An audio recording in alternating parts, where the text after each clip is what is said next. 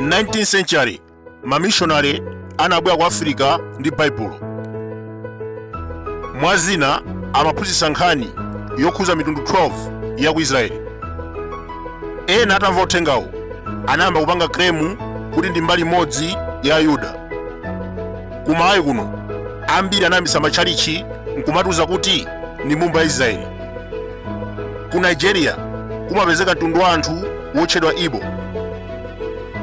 Iwo wakhala ku Nigeria zaka zoposa 1000. Apangapo bizinesi yogulitsa akapolo. Gogo wa anthu amenewa amatchedwa Eli. Ameneyu ndi kholo oyambirira kubadwa. Mwachidule angoni anachoka ku South Africa, alomwe Mozambique, achewa DRC. Nawonso ma Igbo amatiuza kuti anachokera ku Israeli. M'Baibulo muli mawu ana 12 a Yakobo ndi amene anapanga mtundu wa Israeli. Ambiri mwa anthu amenewa anaphedwa komanso kusowa mchaka cha 721 BC. Mfumu ya ku Syria pachichewa timatchula kuti Salimanezere. Mukawerenga 2 Mafumu chapter 17 verse ya 3 anamutchula mkulu ameneyu Salimanezere. Inali mfumu ya ku Syria yankhanza kwambiri. Inatumiza asilikali ndi kulanda dziko lonse la Kenani. Mtundu umene wa Israeli unasokonekera mu nthawi imeneyi. Mwachitsanzo Manase amapezeka ku India, Buma komanso Israeli anasaochepa kwambiri.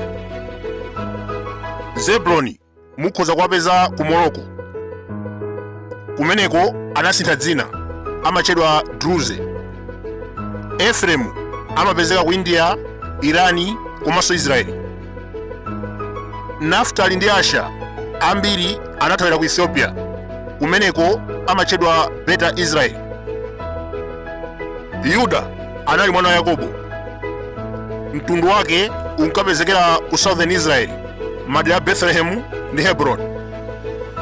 Asilikali a Babeloni atafika anagwira ukapolo ndi kuwatumiza ku Iraki.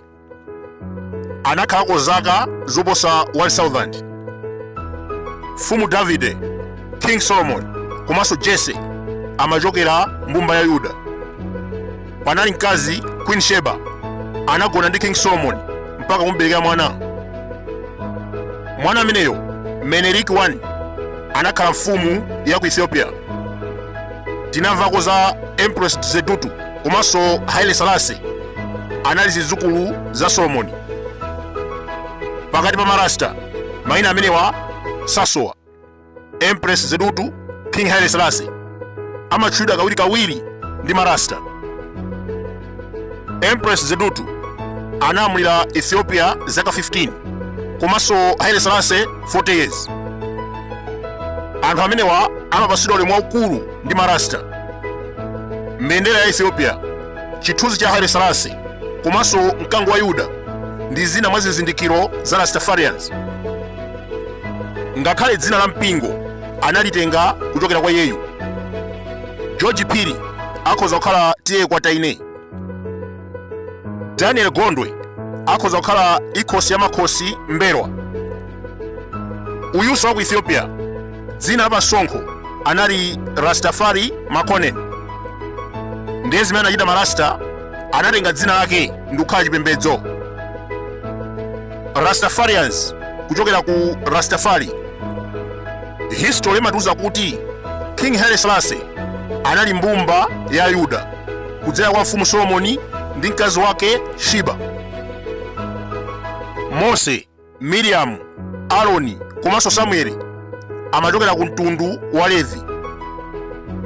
Panopa anthu amenewa anasaochepa amapezeka ku Russia, Syria, Turkey ndi Iraki. Dani analinso mwana wa Yakobo.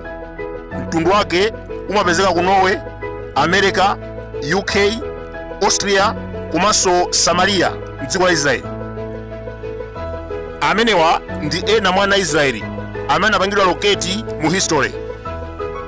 Now pa nkhani ya maibo aku Nigeria, m'Baibulo munali munthu wina wotchedwa Gadi. Iyeyu anali ndi mwana wotchedwa Eri, ndipo maibo ndi mbewu imene inachokera kwa Eri. Tiyerekeze agogo anu anabereka tate wanu, nkubereka inu, nanunso nkubereka mwana. Gadi anali mwana wa Yakobo, Eri chidzukulu, kusonyeza kuti maibo aku Nigeria ndi mbumba ya Yakobo.